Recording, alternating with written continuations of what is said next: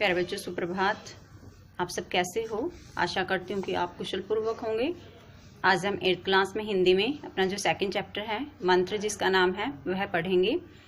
इसके लेखक मुंशी प्रेमचंद जी हैं और इसमें इन्होंने वर्णन किया कि जो मुख्य पात्र डॉक्टर चड्ढा है वो कठोर स्वभाव के हैं और जो दूसरा मुख्य पात्र भगत है वह सरल स्वभाव के हैं। तो एक बार जैसे भगत का बेटा बीमार होता है तो डॉक्टर चड्ढा उसे देखने से मना कर देते हैं और भगत के बेटे की मृत्यु हो जाती है। समय बीतता चला गया। ऐसा ही एक बार डॉक्टर चड्ढा के साथ हुआ कि उसके बेटे को सांप ने काट लिया। उस सांप का इलाज भगत के पास था। तो आगे देखते हैं कि क्या भगत डॉक्टर चड्ढा के बेटे का इलाज करता है या फिर डॉक्टर चड्ढा की तरह इलाज करने से मना कर देता है। आगे देखते हैं कि उसके बाद क्या हुआ कि जब जो कैलाश था उसको सांप ने काट लिया और वह बेहोश हो जाता है।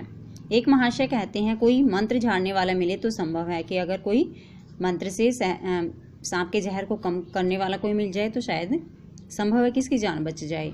एक महाशय बुला भी लाए, एक मतलब मंत्र झाड़ने वाले को बुला भी लाए, लेकिन उसने आते ही कहा अब कोई फायदा नहीं। तो वह कहता कि अब मंत्रों से कोई भी फायदा नहीं होगा।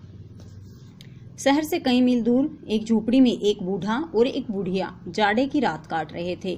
शहर से कई कोस की दूरी पर एक झोपड़ी में एक बूढ़ा व्यक्ति और एक बुढ़िया जाड़े यानी कि सर्दी की रात काट रहे थे। इतने में किसी ने द्वार पर दस्तक दी। तो इतने में किसी ने द्वार पर दस्तक का अर्थ होता है दरवाजा खटखटाना। तो इतने में कोई व्यक्ति वहां आता है और उसके दरवाजे को खटखटाता है। भगत क्या सो गए? जरा किवाड़ तो खोलो। तो बाहर से जो व्यक्ति आया उसने आवाज दी कि क्या भगत तुम सो गए हो? जरा अपना दरवाजा खोलो। किवाड़ खुलते ही आदमी ने अंदर आकर कहा, दरवाजा खोल दिया भगत ने। तो वह व्यक्ति अंदर आया। उसने कहा डॉक्टर चड्ढा के लड़के को सांप ने डस लिया है। तो वह व्यक्ति आकर बताता है कि जो डॉक्टर चड्ढा का बेटा है उसको सांप ने काट लिया है। भगत ने चौंक कर यानी हैरान होकर पूछा, डॉक्टर चड्ढा के लड़के को? वही डॉक्टर चड्ढा ना जो, इससे आगे वह कहता है, जो छावनी के यानी हमारे जो इस कस्बे के पास वाले बंगले में रहती हैं। आदमी ने कहा हाँ वही। देखने जाओगे? मतलब क्या तुम उसके बेटे को देखने के लिए जाओगे? बूढ़े ने कठोर भाव से कहा, गुस्से में कठोर स्वभाव से कहा, मैं नहीं जाता। डॉक्टर चड्ढा को खूब जानता हूँ।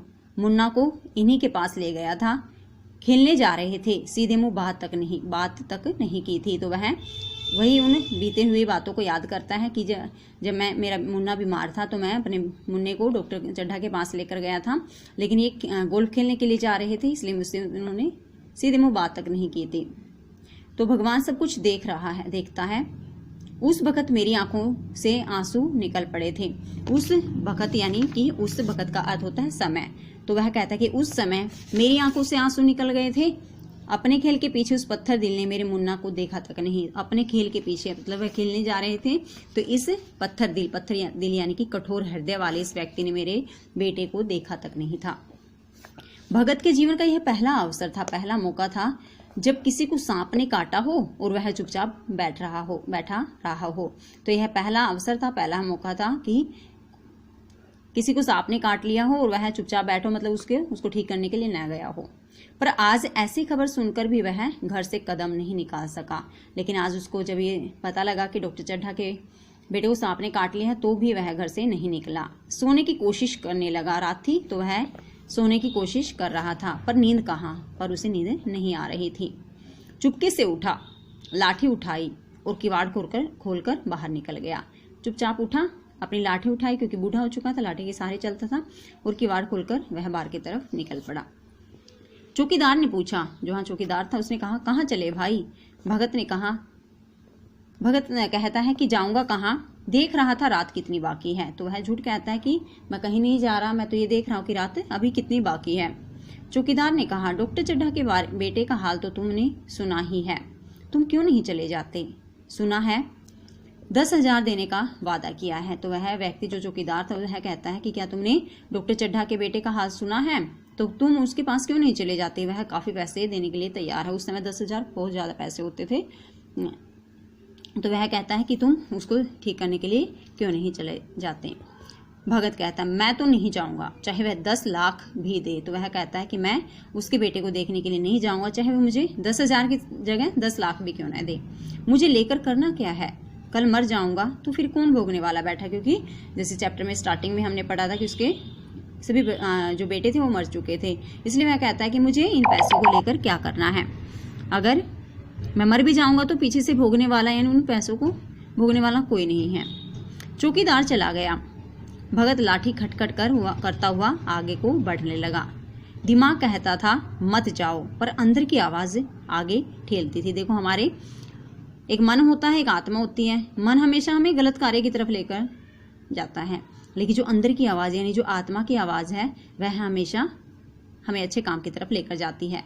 तो अंदर की आवाज उसे आगे ठेलती थी। ठेलने का अर्थ होता है धकेलना। तो जो उसकी आत्मा वह कह रही थी कि तुम क्यों नहीं चले जाते।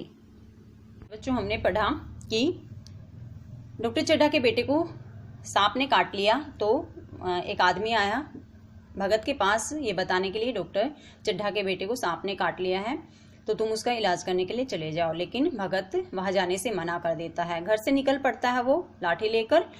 उसका मन उसको कहता कि तुम वहां मत जाओ, लेकिन जो अंदर की आवाज उसको, जो आत्मा की आवाज है वह उसको आगे की तरफ धकेल रही थी कि तुम चले जाओ, क्योंकि उसका भी एक ही बेटा है। तो यहाँ तक आपको ये चैप्टर रीड करना है, स्टेप बाय स्टेप आपको ये कहानी रीड करनी है कंप्लीट। धन्यवाद।